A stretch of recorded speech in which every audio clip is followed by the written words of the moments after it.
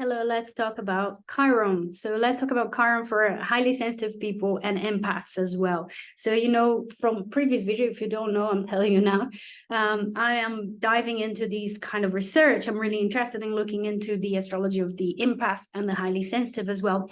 What can we see in the chart that can tell us a little bit about that? What can give us clues? And so we can do our detective work with astrology and understand a little bit deeper. So today I am talking about specifically Chiron. So why do I think that Chiron, a prominent Chiron, is potentially a reflective of being a highly sensitive and an empath as well? So I'm going to give you 5 reasons why I think a prominent Chiron can be potentially telling us that we've got a highly sensitive person in front of us. And by all means, astrology isn't an exact science or anything like that. So it doesn't mean that every single person that has a prominent Chiron will necessarily be a sensitive person. All right. But let's look into these topics. So I brought you, like I said before, 5 different potentials here, or 5 different topics on why I think Chiron is so important for sensitives. And just to outline them here for you, and obviously I will be putting timestamps so you can fast forward, go backwards, and use it as you need.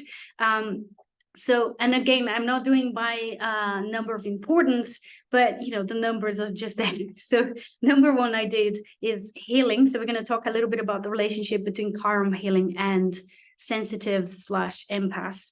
Number 2 is exile. So we're going to talk about exile, and I don't mean a planet in exile, but the sense of exile as an archetypal experience. Number 3, we're going to talk about issues of meaning, which is another thing that's there. Number 4 is the inner teacher, and the archetypal inner teacher as well.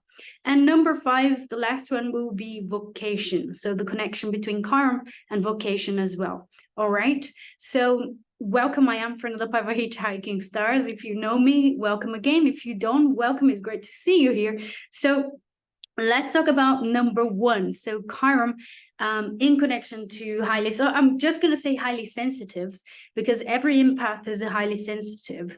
So instead of going empaths and highly sensitives, well, that kind of will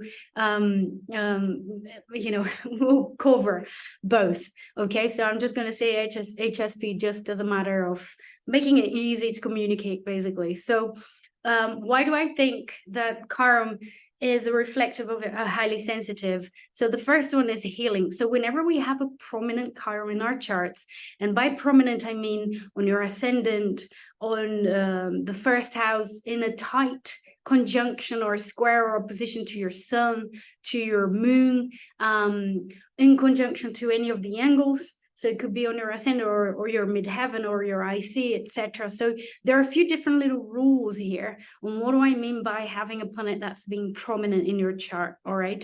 So number 1 is healing. And I think Chiron in general will give us that connection with healing in the chart. So someone that doesn't have a prominent Chiron will have an experience of Chiron as well. But when it's prominent, that planet really becomes very important in our lives, important in our psyches as well. So number 1 with the healing there, I think there is an affinity with highly sensitives as well, because, and the healing that I'm talking about here as well is healing ourselves, healing others, healing the environment as well. There's a sense of call here to do something, to transform, to sort of regenerate, to help someone else as well. I think there is a very strong impulse to dive into the healing arts somehow. We're like, we feel a call to do that somehow, because there is this strong connection. And I think that somehow comes from an affinity with suffering as well. And I think this, again, from the highly sensitive perspective, because we might be feeling things more strongly, because we might be feeling other people's energy so strongly, we can feel their suffering as well. So I think there is a connection with suffering, so be it illness or death, or transitions in general, and rites of passage as well. I think that's also reflected by the Chironic archetype. And a lot of the information that I'm sharing with you here as well is being from my research, reading Melanie Reinhardt's book about Chiron, which I highly recommend, and also the latest Liz Green's book as well, that I'm just finishing to read now, which I also highly recommend. So there is this affinity with illness, death, and rites of passage as well. And Chiron represents the principle in the chart that connects to facing our mortality as well. So we're not gods, we're not infinite. And I think, the youngest we are, the more we tend to have this sense of our time is infinite. So Chiron transits will kind of show that to us as well, or when our own Chiron is being triggered, we kind of face a situation where we realize that we might not be eternal. So there is that sense of facing mortality and the suffering that comes from it, which triggers this connection with healing. What can I do? How can I help? How can I help soothe my own suffering? And in exchange or as a consequence, how can I offer this to others as well? So in Chiron's mythological story, it was in search for his own relief that he found so many different tools that he can use with other people. And I feel that highly sensitives kind of have that. It's like the feelings are so strong and the anxiety can be so strong because we're so sensitive to the environment and other people and the suffering in general, like I'm saying, that we need to find tools to heal or to help ourselves in these situations. So I can talk by experience as well, being in crowds and being in certain situations and big transitions in my life that would trigger like panic attacks and really strong emotional reactions. So I had to find so many different tools. And I think by now I have so many of these tools under my belt that I definitely offer them when I have my clients or when my day-to-day life as well, if I feel that I can help somebody, and that if that's welcomed as well in a situation, I'm very keen to offer. So I think healing is definitely there when we have a prominent Chiron and as a potential significator of being a highly sensitive person. Together with the healing there, I think there is a very strong spiritual development connected to. I don't mean we're more spiritually evolved or anything like that, but there is this sort of, we're sort of drawn towards this path of developing spiritually. And I think that's also a strong characteristic of highly sensitives, and that's reflected in a strong Chiron as well. So number 2, let's talk about Chiron, HSPs, and exile. So what do I mean by exile? Exile is as an archetypal experience. I mean exile as feeling like an outsider, feeling like an outcast, the sense that you don't really belong. So that's reflected in Chiron's archetype and in the Chiron's Chironic placement as well in our chart. So we can think about Uranus in the chart as a place that we don't belong as well. Excuse me, that we feel like an outcast. But I think it's different. Where Uranus is, we don't mind. We don't have any suffering attached. We don't feel the pain of not belonging. We kind of go on our own way, and that's fine. So if you have a prominent Uranus, there is this very autonomous side as well that actually doesn't mind not belonging. So the price that you have to pay to belong is a lot higher than your freedom. So you value your freedom and your autonomy a lot more. So Uranus exile is a little bit different, whereas the exile represented by Chiron does have a connection with the suffering as well, with the suffering of not being understood. Now that's something that I feel very much in the stories of HSPs as well. I think that's very common, the sense of not being understood, of not being seen, of being criticized for who you are, for your essence. So you feel too much, you're too dramatic, you're too annoying, you're too, it's always you there, you're too much. So there's intrinsically, as we grow up, this sense of we're in the wrong place, or there's something wrong with us as well. But there is definitely this sense of not being understood. And again, I think when there is a prominent Chiron, that's a strong part of our story. So if it's on the ascendant, if it's conjunction your moon, opposition your sun, is square your chart ruler, and the more Chiron makes aspects and conjoins an angle and all of that together, then I think the more prominent that Chiron is going to be. And it's the same with other planets as well, but we're focusing on Chiron here. So the more that feeling of not belonging and not being understood will be as well. And again, that also enhances the potential for empathy, because you went through that feeling of not belonging, of being an outsider there, that you tend to feel the suffering of other people that might be in a similar situation in some way. So again, I think that's definitely connected with this story, you know, in my perspective, in my view, with highly sensitives and Chiron. So number 3, let's talk about number 3 a little bit, and issues of meaning. So according to Melanie Ringhart, karma is also clustering themes of searching for meaning. And because it's so connected with our experience of suffering, of being damaged in some way, of not getting what we want, and feeling that the unfairness, karma is clustering the experience, the archetypal experience of unfairness. And so that suffering that's triggered there, not that suffering that's triggered, but the suffering ends up triggering this search for meaning as well. So that suffering, the illness, the death, that rite of passage that I was talking about in relation to healing is also connected with the search for meaning after, because we need to see something beyond. Karma really works as a bridge. It bridges out the instinctual side with the spiritual side as well. So there is that sort of instinctual, humane, you know, mortal side of ourselves that we get in touch with, that then needs to be bridged with this more spiritual side as well. And that's represented by the picture of Chiron as a centaur, you know, as a half horse and half man. So is a kind of a connection of being God and the instincts and terrestrial life. Let's put it that way. So we do search, we do go on a quest for meaning, triggered by our wounded side, by our human, temporary, mortal, flawed, you know, and the unfairness that we experience as well, because life isn't perfect, because, you know, the earth or whatever, the conditions are imperfect. So then that suffer triggers that search for meaning. And again, I think that's a very, very common part of highly sensitive's lives. It's like from a very early age, we're thinking about the meanings of things. We're searching for a deeper understanding of things, and we're analyzing, and that might end up becoming overthinking.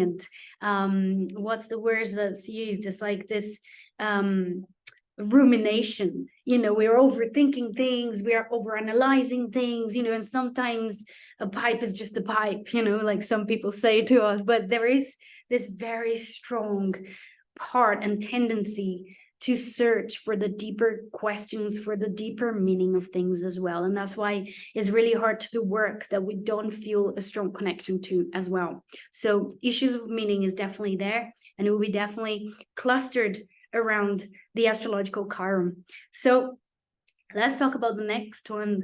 And the next one, number 4, will be the image of the inner teacher. So the number 4, I think, is clustered more in images, and something that's connected to inner images more, and like the sort of inner archetype of the guide and the teacher and the, you know, the prophet as well inside us. And again, that's an image that's clustered around Chiron that Melanie Ringhart was talking about. And again, I see that very connected with highly sensitives as a very strong part of our lives. There's always, you know, when I was doing a lot of the research about highly sensitives, there was something that I read that was very interesting. And it helped me a lot with guilt feelings and things like that, because there are the warriors. It's very simplifying a lot, but just, you know, run with me with this. So there are the warriors, so the people that are not really highly sensitive. There are the hustlers. They can do things, they can do a lot of things, they can work crazy hours, and, you know, they feel a sense of fulfillment and they feel fed by doing so many things. Whereas the highly sensitives, we get overstimulated very easily, so we can't do as many, we can't accomplish as many things in terms of go-getter, get out there, have 3 jobs and hustle and etc. So for me personally, there was always a lot of guilt and comparison, and being like, why can I not do as much as, you know, that person or that person, and so on. And then I read this thing that was saying most of society, or, you know, the majority of people that are not the highly sensitive, they're like the kings of, you know, the kings and the warriors. So they're the ones that are taking action and making decisions and making the things happen. Whereas the highly sensitives are the counselors, the priests, they're the ones in older societies that would be, they're the seers. They're the ones that have these very vivid inner life. And so they can have the counsel, they can have the conversations, they can help with the decision making or with the understanding of situations as well. So that inner image that Melanie Ringhart is talking about, I really thought it resonates with something that's very alive, very strong in the lives of a highly sensitive person, which is the connection with this sort of like old wise man, or these archetypal figures, or the high priestess. And I'm thinking in terms of tarot imagery, because I do have a very strong connection with tarot as well. And the more I'm doing my work, astrological and tarot as well, the more I'm becoming connected with the creativity and the images of it. And I think they're very powerful.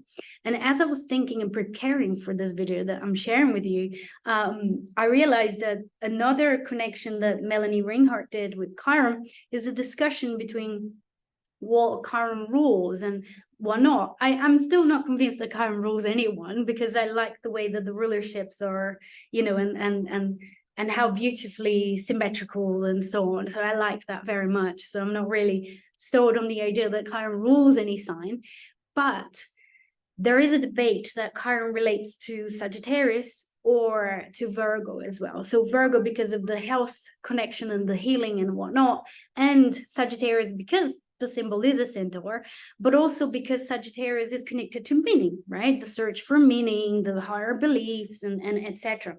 And I find very, very fascinating that the two major arcana cards of tarot that represent Virgo and Sagittarius are two very strong images for the Chiron, from the inner Chiron. So here we have the image of temperance. There's this light that's not, that's a little bit better. So we've got the temperance here, and that's according to the Hermetic order of dawn. So they created this connection between the major arcanas and the astrology as well, and I quite like it. And so the temperance was related to Sagittarius, which again is this ability to look inwards and to have this sense of inner guidance as well. It's like the two cups measuring and doing this sort of inner alchemy. And again, I see that as a very important card, or even a soothing card for a highly sensitive. And the other one is the Virgo card, which is the Hermit. And that is a massive like image for the inner prophet, the inner teacher, the inner guide as well. It's like illuminating inwards and looking inwards for the answers, and etc. So those two pictures are very relevant as just one of the potential pictures. Okay, I'm not saying those are the only ones, and it's just an imagination exercise here, but it's definitely connected to this number 4, the inner teacher and the guide and the prophet, and how that's very much connected with Chiron as an archetype, and how that's a strong part of HSPs anyway. So doing that interconnection there. And last but not least, number 5 is vocation. So Chiron can be a strong significator of vocation. And I think that's particularly important and strong when it comes to HSPs. So when you have a prominent Chiron, it will definitely have a say to what kind of vocation you're going to follow, what are you going to be doing. And again, that's classic of vocations that highly sensitives feel a connection to. So, it's usually obviously connected with the healing of some kind, helping the world, helping other people, based on the sense of empathy as well, and all of that in the case of HSPs. But vocation, when we think about it in connection to Chiron, will be the shaman, the person that travels worlds, between realities. It's like I'm here and there at the same time. I don't belong just to one reality. So there's that sense of accessing different realms there as well. So the shaman will facilitate transformation and help other people and help entire societies as well, depending on what culture we're talking about, right? Different tribes will definitely place great importance on their shamans. They're very, very important there. And there are time travelers and reality travelers and shapeshifters and so on. And we can try to apply this idea to modern society as well. And, who are the modern day shamans, the people that work with healing as well, be holistic and alternative, or even in the medical professions as well, might be connected with, highly sensitives might have followed that path as well, because they can provide a sense of comforting, soothing, healing energy there for other people. They want to make a difference. So shamans, healers of all kinds, diviners as well, people that work with divination, that try, the counselors, remember those images that I shared with you before, the counselors, the teachers, the guides, the prophets. So then you end up choosing a vocation that has a connection to that as well. Herbalists, people that know the art of healing with herbs and plants and etc. And homeopathy, I would put in that as well. So in a way, we're become intermediaries. So we're in between these different realities and different worlds. And that's something that's very classic of Chiron. And again, for me, those themes, those topics, they are very important to highly sensitives as well. That's the kind of vocation that we usually go for. Obviously artists as well, and what are artists if not the healers of in a grand scale? Because what you're doing as an artist is to pick those very humane themes and project into something and transform it into something, be something beautiful or provocative or inspiring, that then the masses can look at and feel something as well. So you still like the great antenna of feelings to the masses and to other people as well, translating these big feelings and these big questions about meanings and helping the collective to heal as well. So you're also a healer in a way. That's my perspective anyways. So as a vocation, here's my last reflection here. As a vocation, when we have a prominent Chiron, and again, my thesis here, defending that when we have a prominent Chiron, we have a very strong chance to be, highly sensitive or an empath as well. So as a vocation, we have access to realms of the sacred. We're not just here in this, world. There is that need to travel between this and the sacred, and to bring it back and to share it with people as well in some way. So that's it. Those are my 5, and by all means, I haven't stressed every single possibility, I'm just giving a little taster here and a little food for thought. So you can do your own research, think about it, see it in your own life, and share with me. Share in the comments, how do you feel? What do you think? And if this is something that you're very interested, I am giving a workshop in less than a month. It will be on the 9th of December. It will be recorded, so you will have access to it after as well. And it's just $30 per place. Is a 2-hour workshop. So I really want it to be more interactive than just a talk. And we're going to be diving deep into imagery of Chiron and the importance of Chiron and what having a prominent Chiron might mean to you and to your life and to your path, and how can you reclaim that and use it in a constructive way, because this is all about being constructive with the symbols as well, and using to co-create the life that you want to live. So rather than using as a way of like, that's why my life is so hard, what we're going to do is an exercise to think about ways that you can use this Chiron creatively and so on. So it'll be a deep dive on Chiron. So if you're curious, if you're interested, let me know, get in touch.